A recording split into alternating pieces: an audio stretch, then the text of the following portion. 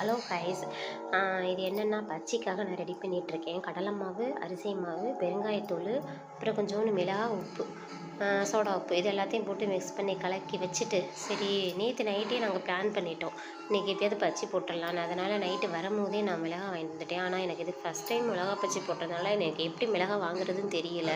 எல்லாமே பெரிய பெரிய மிளகாவாக வாங்கிட்டு வந்துட்டேன். அதை கழுவிட்டு பார்த்தா ரொம்ப பெருசு. எனக்கே இவ்வளோ பெருசாக இருக்கே, எப்படி பஜ்ஜி வருமா என்னன்னு தெரியலேன்னு சொல்லிட்டு 4 பக்கம் கீறி விட்டுட்டு மாவில் ஊற வச்சுட்டு அடுத்து சட்டியை வச்சு எண்ணெயை ஊற்றி சரி பண்ணுவோம், பார்ப்போம் இன்றைக்கி எப்படி வருதுன்னு பார்ப்போம் சொல்லிட்டு போட்டேன். நான் வந்து எண்ணெய் எப்போவுமே ருசி கோல்டு தான் யூஸ் பண்ணுவேன். அதுதான் நல்லாயிருக்கும், எனக்கு அதுதான் பிடிச்சிருக்கும். ஓகே ஃப்ரெண்ட்ஸ், அதுக்கப்புறம் மாவில் இருந்து எடுத்து எண்ணெயில் போட்டு எடுத்தால் ஒவ்வொரு பஜ்ஜியும் பெருசு பெருசாக வந்துச்சு.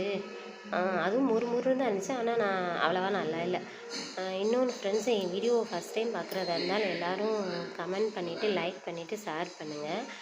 என் வீடியோ பிடிச்சிருந்துச்சுன்னா சப்ஸ்கிரைப் பண்ணுங்கள்.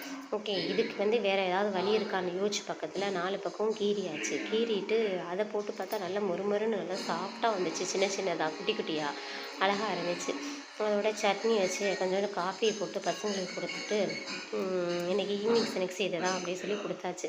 எனக்கே நான் போட்டு பஜ்ஜி பார்க்கும்போது எனக்கே சந்தோஷமாக இருந்துச்சு. ஏன்னா இது எனக்கு ஃபஸ்ட் டைம் இல்லையா. மிச்சம் இருக்கிற வெங்காயத்தையும் அதை போட்டு வெங்காய பச்சை மாதிரி அதையும் போட்டு எடுத்தாச்சு. ஓகே ஃப்ரெண்ட்ஸ், என் வீடியோ பிடிச்சிருந்தா திரும்ப சொல்கிறேன், சப்ஸ்கிரைப் பண்ணுங்கள், கமெண்ட் பண்ணுங்கள், லைக் பண்ணுங்கள். நெக்ஸ்ட் வீடியோவில் பார்ப்போம். Okay friends.